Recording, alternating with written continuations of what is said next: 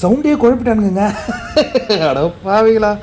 Sound இப்போ வந்து பவித்ரா கிட்ட பேசிக்கிட்டு இருக்காங்க. என்ன பவி, வெற்றி வாய்ப்பு இல்லை போல இருக்க? ஏண்டி அப்படி சொல்கிற? இல்லடி, உழைப்பு போட்டிருக்கேன்னு எல்லாரையும் சொல்கிறாங்களே, என்ன எவனுமே சொல்ல மாட்டேங்க. இந்த ஆர்னவ் ப்ரோ கூட வந்து முத்துவின் கையையும் தீபக்கின் கையையும் உயர்த்தியதுலேருந்தே எனக்கு தெரிஞ்சு போச்சு. ஆஹா, என்ன என்னால் முடிஞ்ச அளவு நான் கஷ்டப்பட்டு தானே விளையாண்டேன். மக்கள்கிட்ட போய் சேரலையா? பவித்ரா நீ எப்படி விளையாண்ட? என்ன எல்லாம் இந்த தேவதை டாஸ்க்கு தான் சொல்கிறாங்க, வேற எதையும் சொல்ல மாட்டேங்கிறாங்க. நானும் தான் உழைப்பு போட்டு நிறைய டாஸ்க்கு செஞ்சேன்.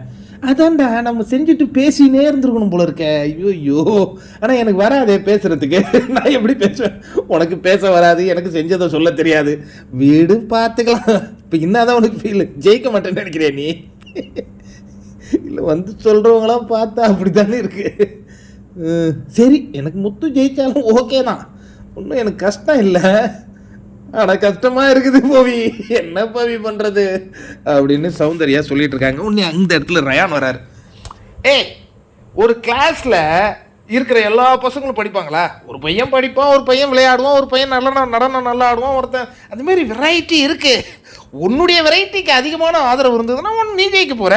என்னுடைய வெரைட்டிக்கு அதிகமான ஆதரவு இருந்தால் நான் ஜெயிக்க போகிறேன். பவிக்கு ஆதரவு இருந்தால் பவி ஜெயிக்க போகிறாங்க. ஏன் இப்போ கன்ஃபியூஸ் ஆகுறீங்க?